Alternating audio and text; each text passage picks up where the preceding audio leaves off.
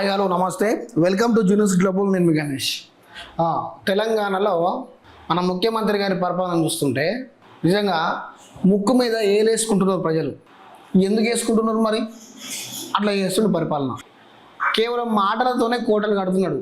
నిధులు వచ్చింది లేదు, అభివృద్ధి అయింది లేదు, నియామకాలు ఇచ్చింది లేదు, ఏం చేసింది లేదు. మాటలతో మాత్రం మస్తు కోటలు కడుతున్నట. ఎందుకంటున్నా అంటే 99 రోజులు ప్రణాళిక పెట్టి దాంతో ఏం చేసిండు? ఆ 99 రోజుల ప్రణాళిక వల్ల ప్రజలకు ఏం ఒరిగింది? నిధులు వచ్చినాయా? నియామకాలు వచ్చినాయా? గ్రామ పంచాయతీ పారిశుద్ధ కార్మికులకు జీతాలు వచ్చినాయా? గ్రామ పంచాయతీలకు ఏమన్నా స్పెషల్ ఫండ్స్ ఏమన్నా వచ్చినాయా? ఏమొచ్చినాయి? అధికారులు మాత్రం తెల్లారులైతే గ్రామాలు, గ్రామ పంచాయతీలు, ఊర్లు, వాడలు అనుకుంటా తిరుగుకుంటున్నారు. ఆఫీసులల్లా వర్క్ చేయాల్సిన అధికారుల మటుకుపై గ్రామాలల్లా తిప్పుకుంటున్నాడు. అంతే కదా? ఒక్కసారి చెప్పండి ప్రజలారా, గ్రామ పంచాయతీలకు దగ్గర ఇప్పుడు 30 నెలలు అవుతుంది తెలంగాణ గవర్నమెంట్ ఏర్పడి. గ్రామ పంచాయతీలకు ఏమన్నా స్టేట్ ఫండ్ నిధులు వచ్చినాయా? డెవలప్మెంట్ చేయడానికి స్టేట్ నుంచి ఏమైనా ఫండ్స్ వస్తున్నాయా? ఒక్కొక్క సర్పంచులు తట్టుకుంటలేరు, ఆ బాధలు భరించలేక ఇక లాస్ట్కు ఊరేసుకుండా మందు తాగుడా లేదా రాజీనామా చేసి సపరేట్గా ఆయన వ్యవసాయం చేసుకుండా గంతే. వాళ్ళది ఎల్లక ప్రజల మీద పడి వాళ్ళు భారాన్ని మోపుతున్నారు. వీళ్ళని చెప్పమంటే ఓ మాటలతోని కోటలు కడుతున్నారు అంతే. అయితే 99 రోజుల ప్రణాళికతోని అధికారులను నింపిన ఇప్పుడు మళ్ళీ ఏదో స్పెషల్ గ్రామ సభలు అని చెప్పి ఊళ్ళకు అధికారులను, డాక్టర్లను, ఎంపీడీఓలను, ఎంఆర్ఓలను, ఇంకా పై స్థాయి అధికారులను, కలెక్టర్లను మళ్ళీ గ్రామాలలో రప్పిస్తాడు. సరే, ఈ స్పెషల్ గ్రామ సభలలో కానీ కనీసం గ్రామాలకు ఓ 2 లక్షలు, 3 లక్షలు, 5 లక్షలు డెవలపింగ్ సంబంధించిన నిధులన్నా వస్తానాయా? నిధులు లేదు, మన్ను లేదు, మశానం లేదు. అధికారులను పట్టుకపోయి గ్రామ సభలు, 99 రోజుల ప్రణాళికలు, తొక్క తొండం ఈక అని చెప్పి పని చేసుకుంటూ పట్టుకపోయి గ్రామాలలో నింపుతాడు. ఇదేనా పద్ధతే? నా చెప్పు. నువ్వు నేరుగా బడ్జెట్ ఏమో రిలీజ్ చేసేది కాదు, గ్రామాలలో ఏమో అభివృద్ధి కావాలంటావు. అభివృద్ధి కావాలంటే బడ్జెట్ ఉండనా వద్దా? మరి బడ్జెట్ నుంచి వస్తుంది? సర్పంచులు ఏమన్నా గోసులు వీకొని ఇట్లా గ్రామాలలో అడక తినుడా? లేదంటే డబ్బాలు బట్టి మా గ్రామంలో ఇప్పుడు సమస్య ఉన్నది, మాకు మీరు దానం చేయండి అని చెప్పి డబ్బాలల్లో ఇట్లా ఊపుకుంటా పోయి అడుక్కొని వచ్చుడా నిధులు? గ్రామ సభలు పెడుతున్నారు కరెక్టే, ప్రజలు సమస్యలు చెప్తున్నారు కరెక్టే. ఆ సమస్యలు తీరడానికి డబ్బులు ఏం కావాలి? డబ్బులు నుంచి రావాలా? నువ్వేమో ఫండ్ రిలీజ్ చేయవు, గ్రామ సభలు అంటావు, 99 రోజుల ప్రణాళిక అంటావు, అదోటి అంటావు, ఇదోటి అంటావు, లట్టు పొట్ట అని చెప్పి మొత్తం రుద్దుతావు, అధికారులను పంపిస్తావు. మనకి ఫండ్ ఎందుకు రిలీజ్ చేస్తలేవు? గ్రామ పంచాయతీల పారిశుద్ధ కార్మికులకే జీతాలు లేని పరిస్థితుల్లో ఉన్నారు. ఇప్పుడు ఉన్నారా లేరా ప్రజలారా? మీరు చెప్పండి. నేను జెన్యున్ మాట్లాడుతున్నా లేకపోతే ఉత్తగా ఏదో సూది చెప్తున్నాను మీకు? నేను ఏదేదో టైంపాస్కి ఇట్లా ఏమైనా మాట్లాడుతున్నాను కానీ అయితే జరిగేదే కదా అని చెప్పేది. డ్రైనేజీల నిర్మాణానికి డబ్బులు లేవు, తడి చెత్త పొడి చెత్త ఎత్తడానికి డబ్బులు ఉండవు, ఏదైనా నీళ్ళ సమస్య ఉంటే ఏర్పాటు చేయడానికి డబ్బులు ఉండవు, స్ట్రీట్ లైట్ పెట్టిన బిల్లులకు డబ్బులు రావు. ఈ ఎంతకాని మరి గ్రామ పంచాయతీలు మెయింటైన్ చేసుడు 30 నెలల కాడ నుంచి ఏదో బొంకిస్తానం అందరినీ బొంకించి 30 నెలలకు పట్టుకొచ్చినావు. లాస్ట్ ఇంకో 2 సంవత్సరాలు ఉన్నది, ఆయంత బొంకితావు, కథం గడ్డన పడతావు. అంటే నీ ముళ్ళు అయితే మంచిగా నిండుతుంది కానీ గ్రామాలు, గ్రామ పంచాయతీలు ఎక్కడెక్కడ ఆగభంగం అవుతున్నాయి. ఇక తెల్లారులైతే బహిరంగ సభలు పెడుతున్నాడు. ఇంకో 5 సంవత్సరాలు నేనే ఉంటా, పట్టా రాసుకున్నా, 2037 వరకు తెలంగాణలో సీఎం నేనే అని చెప్పి ఇక నిలువకిల్ మాట్లాడబడుతుంది.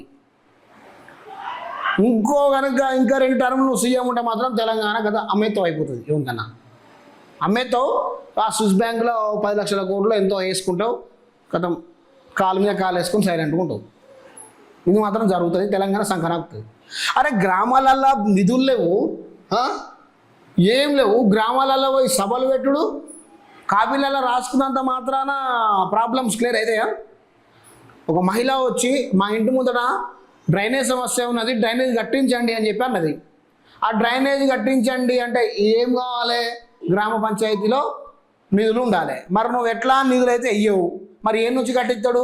సర్పంచులు గోసులు వీక్కొని ఊర్లలో పోయి, అయ్యా మాకు మహిళ వచ్చి కంప్లైంట్ చేసింది, అలా డ్రైనేజ్ కట్టేయాలన్నట, దయచేసి మీరు మాకు దానం చేయండి అయ్యా అని చెప్పి ఆ గోసులు పట్టుకొని ఊర్లల్లో తిరుక్కుంటా అడుక్కొని వచ్చి అక్కడ డ్రైనేజ్ కట్టేయాలి. అంతేనా?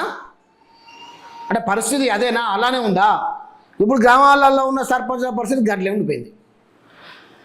ఇంత నయం, సెంట్రల్ గవర్నమెంట్ నుంచి వచ్చే ఫండ్ ఏదైతే ఉన్నదో ఆ ఫండ్తోనే గ్రామ పంచాయతీలు నడుస్తున్నాయి తప్ప స్టేట్ నుంచి వచ్చిన ఒక్క ఫండ్ కూడా ఇంతవరకు లేదు. దాని గురించి అయితే ఏం మాట్లాడతలేడు. గ్రామ అభివృద్ధికి సంబంధించిన విషయం మీద ఏం మాట్లాడట్లేదు. తెల్లారైతే జీవన్ రెడ్డిని తిట్టాలి, పొద్దుతే కేటీఆర్ తిట్టాలి, ఇంకెవరైనా లుంగి పంచ కట్టుకొని పోయేటోళ్ళని ఉంటే వాళ్ళను రాజశేఖర రెడ్డి కాదని చెప్పి వాళ్ళను కామెంట్ చేయాలి. అంతే. ఆ సభ ఈ సభ లట్టుపోట్టు అని చెప్పి ఆడో 10 కోట్లు ఈడో 10 కోట్లు అడ్డమైనవన్నీ సభలు పెట్టి ప్రజాధనం అంతా వృధా చేయాలి.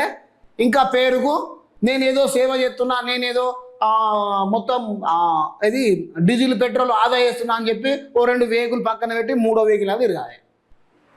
పేరుకేమో ఇట్లా చేసుడు, ఖర్చు పెట్టేది మాత్రం పెద్ద పెద్ద కోట్లు. ఈయన అడ్వర్టైజ్మెంట్కే చూడు, ఈయన అడ్వర్టైజ్మెంట్ చూడు వెలుగులో వస్తుంది. అబ్బాబ్బాబ్బా అడ్వర్టైజ్మెంట్లకి ఎన్ని కోట్లు ఖర్చు పెడతాడో తెలియదు, కానీ మాత్రం వీచ్చాల వీడియో ప్రజాధనాన్ని మొత్తం దున్నుతాడు. పోడు భూమిని కదా దున్నినట్టు దున్నుతాడు రేవంతమ్మ. అడ్వర్టైజ్మెంట్లు చూడు, అడ్వర్టైజ్మెంట్లో చూస్తే పరిశాన్ అవుతారు. అది రాసుకొచ్చింది కాదు, ఊసుకొచ్చింది కాదు, రూపాయలు వచ్చేది కాదు. అడ్వర్టైజ్మెంట్లు అయితే దానికి మాత్రం తక్కువ లేదు. నేను వచ్చేదయా వెలుగులనే అనుకుంటా. అడ్వర్టైజ్మెంట్ మించిన దాంట్లో మన రేవంత్ అన్న నంబర్ 1 స్థాయిలో ఉంటాడు. చూడు అరే అడ్వర్టైజ్మెంట్లకు అయితే లక్షలు కోట్లు ఖర్చు పెట్టు, గ్రామ పంచాయతీలకు మాత్రం డబ్బులు ఇవ్వకు. తెల్లారైతే ఎంఆర్ఓలను ఎంపీడీఓలను కార్యదర్శులను వాళ్ళను వీళ్ళని తొక్కద్దండం అని చెప్పి ఆడ కూర్చోబెట్టి 4 ముచ్చట్లు చెప్పి పొద్దు గడుపు. ఇక్కడ నేను ఎంఆర్ఓ ఆఫీసులో పట్టాకు లొట్టాకు వచ్చినోడేమో ఆడ పొద్దున్న కూర్చొని నెరిపడతాడు. ఈయన పోయి గ్రామ పంచాయతీ కాడ ఆడ ఏదో సొల్లు చెప్పి ఆడ కూర్చుంటాడు. అక్కడ ఎంఆర్ఓ అయిన పని ఆడ కాదు, వీడికి వచ్చిన పని ఈయన పట్ట కాదు. ఈడ చూసి ఈయన కాలు చేతులు ఈయన పడిపోతాయి. ఆయన వచ్చింది లేదు, ఈడ పట్ట అయింది లేదు. జూన్ 2వ తారీఖు నాడు కొత్త పెన్షన్ లాంటివి ఏవి? కొత్త పెన్షన్ ఏడిస్తాను? ఒక్కటన్నా రిలీజ్ అయిందా? 4,000 రూపాయల పెన్షన్. జూన్ 2న కొత్త పెన్షన్ అని చెప్పినావు. ఏది పెన్షన్లు ఏవి?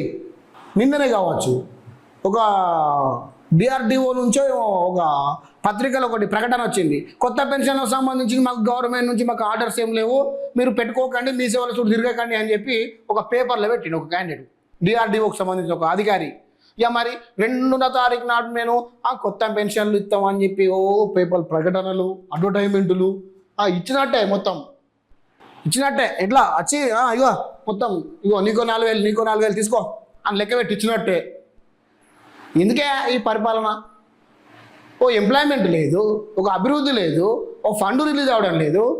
నీకైతే మంచిగా గల్లపేట అయితే మంచిగా నిండుతుందట కదా, గల్లపేట మాత్రం మంచిగా నింపుకుంటాను, టూర్లకు పోతాను, బహిరంగ సభలు పెడతాను, వాడిని మంచిగా కామెంట్ చేస్తాను, నువ్వు చక్కగా ఉన్నట్టు, నువ్వు చక్కడ పూస అయినట్టు మందిని కామెంట్ చేస్తాను. పరిపాలన మాత్రం గాలికి వదిలేసినావు, ఎంజాయ్మెంట్కి మాత్రం మంచిగా తిరుగుతాను. ఇట్లా ఉన్నది నీ కథ. ఏదేమైనా ప్రజలారా చూడండి. ఇక మరి నేను మాట్లాడిన దాని మీద మీరు స్పందన ఏంటిది? నేను బరాబరిగా మాట్లాడుతున్నానా? ఇది కరెక్టేనా? గ్రామ పంచాయతీలకు ఏమో నిధులు రావు అని గ్రామ సభలు ఏర్పాటు చేస్తాడు. గ్రామ పంచాయతీలను గల్లపెట్టి అంతా దింపితే 10 రూపాయలు దొరికాయి కానీ 99 రోజుల ప్రణాళిక అని చెప్పి అభివృద్ధి కార్యక్రమాలు చేయమంటాడు. ఆ పైనంతనేమో పైసలు లేవంటాడు, కిందనేమో పని చేయమంటాడు. మరి ఎవడు చేస్తాడు? ఎవరికి తీట? ఎవడు పెట్టుబడి పెడతాడు? సర్పంచులు పెట్టాలి కదా.